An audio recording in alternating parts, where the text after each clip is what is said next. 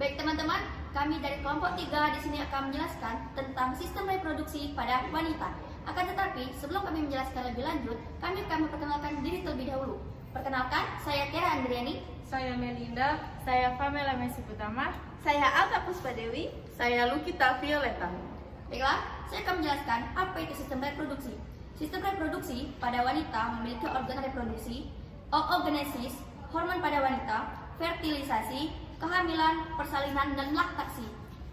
Organ reproduksi pada wanita juga memiliki bagian-bagiannya, yaitu bagian eksternal dan internal.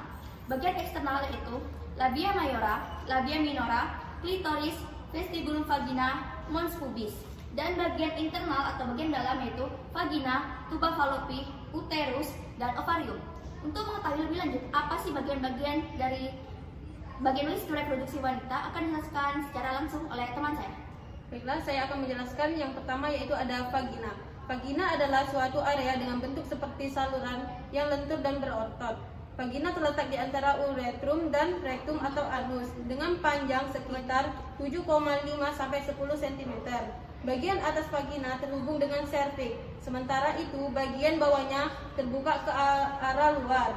Saat seorang perempuan melakukan hubungan seksual, vagina akan merenggang, melebar dan dipenuhi oleh aliran darah. Sebagian persiapan dari penetrasi, vagina juga merupakan saluran tempat keluarnya lendir, serviks, dan darah menstruasi. Saat proses persalinan, bayi akan keluar dari uterus menuju ke saluran vagina. Vagina memiliki 4 lubang, yaitu yang pertama ada klitoris, uretra, vagina, dan anus. Selanjutnya ada serviks. Serviks atau leher rahim adalah organ reproduksi wanita yang terletak di bagian bawah dari rahim dan berperan menghubungkan rahim dengan vagina. Serviks berbentuk seperti tabung yang berfungsi untuk melindungi rahim dari infeksi dan sebagai jalan masuk sperma saat berhubungan seksual.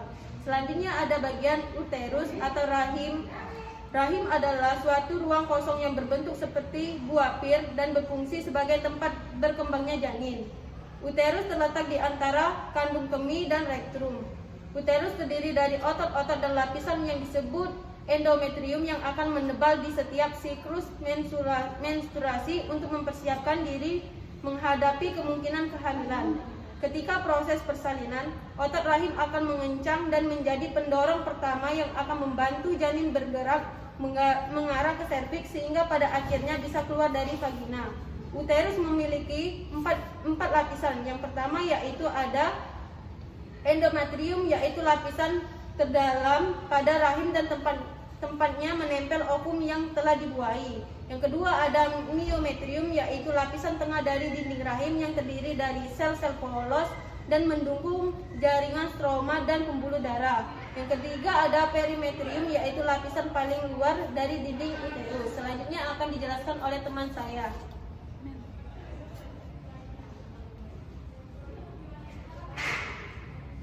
Kau menjelaskan bagian ini dulu. Dari paginya, kalau tadi nyampe ke mana tadi? Kan dari ekstra itu dulu. Oh, nyampe uterus kau. Kau Tuba fallopi ya? iyo sistem. Potong be cepat ai dan itulah aku diem. Selanjutnya yaitu tuba fallopi. Tuba fallopi terdapat 2, saluran telur kiri dan saluran kanan. Panjang kiri kira-kira 12 cm, diameter 38 mm, merupakan saluran penghubung antara ovarium dengan uterus. Dikelilingi otot polos sejajar dan melingkar untuk menimbulkan gerak peristaltik. Gerakan ini berfungsi untuk menggerakkan ovum menuju uterus. Peristiwa pembuahan atau fertilisasi terjadi di tempat ini. Pembagian tuba fallopi. Pars infundibulum merupakan bagian pangkal tuba yang mempunyai umbai fimbriae yang berfungsi untuk menangkap sel telur yang telah masuk dari ovarium ke uterus pada peristiwa ovulasi. Pars ampularasi tempat terjadinya pertemuan antara ovum dan sperma.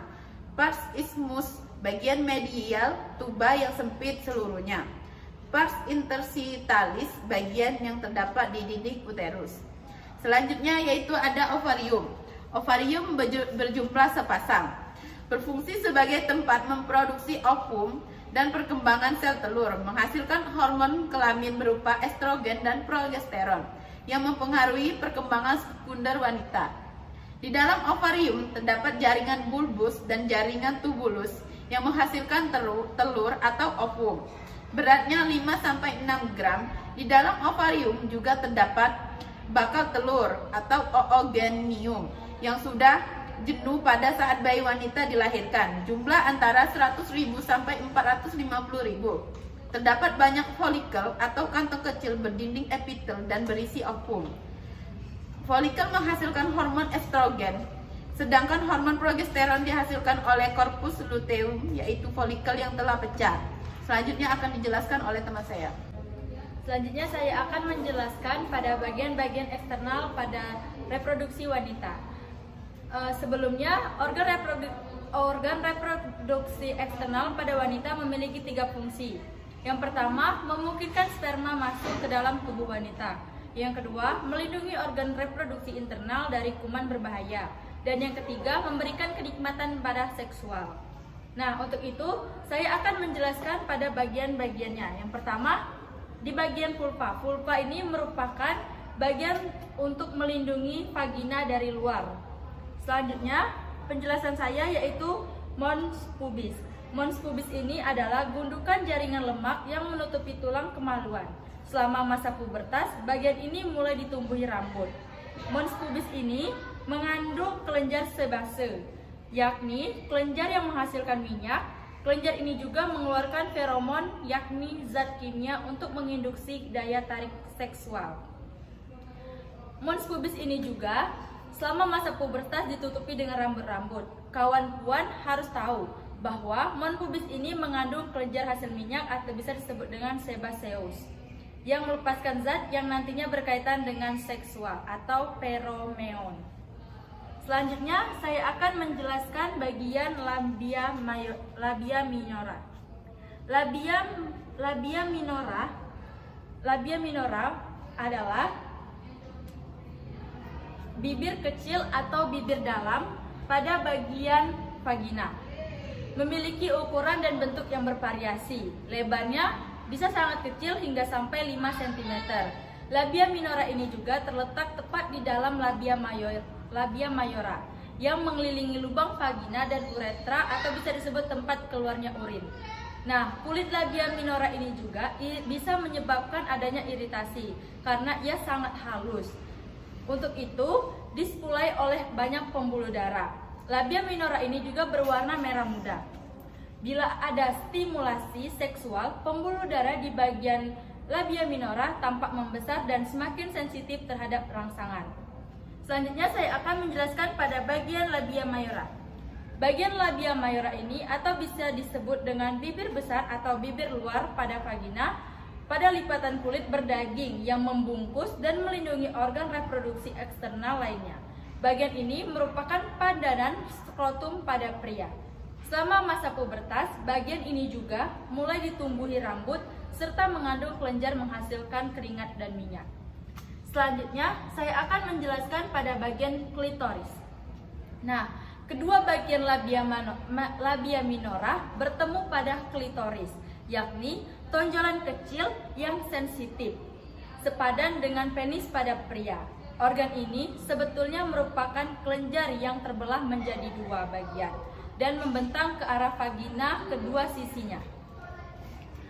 Untuk itu juga, kelenjar klitoris ini terdiri dari jaringan spons yang mengandung ribuan ujung saraf yang sangat sensitif terhadap stimulasi seksual dan dapat mengalami ereksi. Ketika seorang wanita terangsang, klitoris dapat membesar. Ini adalah organ utama yang bertanggung jawab untuk proses organisme pada wanita. Selanjutnya penjelasan akan disampaikan oleh teman saya, Alta. Baiklah, saya akan melanjutkan penjelasan dari teman saya, yaitu bagian selanjutnya yaitu ada vestibula. Vestibula adalah area yang dikelilingi oleh labia minora. Dan letak vestibula ada di sini, yaitu vestibula menutupi mulut uretra, mulut vagina dan ductus kelenjar baktori. Lalu setelah itu ada uretra. Uretra adalah jalan keluar urin dari kandung kemih. Jadi kandung kemih kita setelah diproduksi itu dikeluarkan dari uretra. Lalu setelah itu ada mulut vagina. Mulut vagina terletak di bawah orifium uretra. Jadi di bagian bawah uretra ini ada vagina. Dan di belakang vagina terdapat himen, yaitu selaput darah yang melindungi bagian vagina. Himen selaput darah itu suatu membran yang membentuk dan ukurannya bervariasi dan melingkari mulut vagina. Selanjutnya, saya akan menjelaskan penyakit-penyakit yang dapat menyebabkan pada reproduksi wanita. Yang pertama yaitu adanya sindrom ovarium atau PCOS. Adalah salah satu penyakit pada sistem reproduksi wanita yang sering menyebabkan masalah pada kesuburan wanita. Penyakit ini sering ditemukan pada wanita yang usianya subur. Penyakit ini juga dapat disebabkan oleh adanya gangguan pada ovarium atau kelenjar adrenal, sehingga hormon androgen atau hormon seks laki-laki di dalam tubuh wanita berjumlah lebih banyak dari kadar normal. Tingginya kadar hormon ini akan mengganggu perkembangan ovarium dan pelepasan sel telur selama ovulasi. Wanita yang memiliki PCOS dapat mengalami beberapa tanda dan gejala, seperti haidnya tidak teratur, banyaknya rambut dan bulu yang tumbuh di bagian tubuh tertentu, mudah berjerawat, dan kebotakan. Yang kedua, adanya infeksi menular seksual atau bisa disebut dengan HIV. Hal ini bisa muncul karena adanya wanita yang berhubungan seksual tanpa adanya kondom dengan penderitaan HIV akan tertular penyakit tersebut. Ketika diderita oleh perempuan hamil, maka HIV bisa menyebabkan dampak yang serius pada organ tubuh wanita.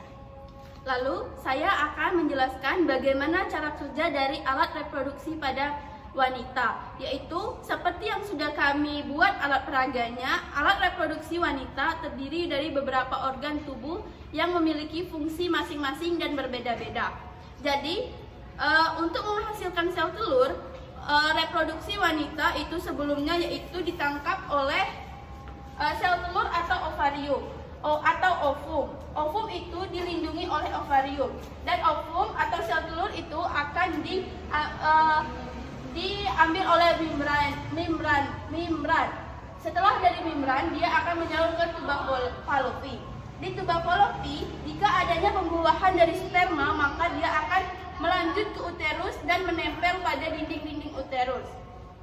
Jika tidak terjadinya pembuahan dari sperma, maka itulah akan terjadinya menstruasi.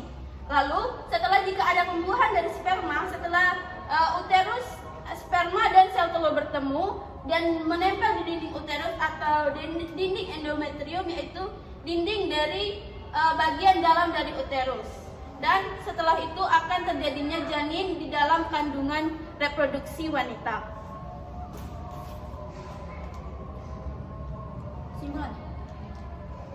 Baiklah, sekian presentasi dari kelompok kami, yaitu kelompok 3. Di sini saya akan membacakan kesimpulan dari materi yang telah kami paparkan, yaitu sistem reproduksi merupakan kumpulan organ internal dan eksternal yang bekerja sama untuk tujuan prokreasi. Oleh karena peran vitalnya dalam kelangsungan hidup spesies, tak sedikit ahli yang berpendapat bahwa sistem reproduksi adalah salah satu sistem yang paling penting di seluruh tubuh. Karena sistem reproduksi digunakan atau berfungsi sebagai menambah atau menjadi keturunan atau menyebabkan adanya proses pembuahan pada rahim wanita.